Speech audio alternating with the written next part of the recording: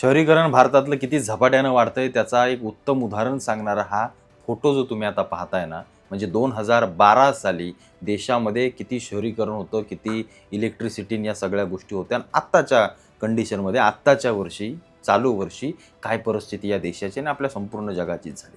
शहरीकरण इतकं भयंकर वाढत जातं ना, इतकं भयंकर तुम्हाला सांगतो तुम्ही जेवढं मोठं-मोठं करत जाल, वाळवीसारखी जेवढी शहरं पसरत जातील ना, तेवढी तुमच्या पिढ्या नाही, तुमच्या सगळ्या गोष्टी पुढे संपणार आहेत. लगेच तात्काळ.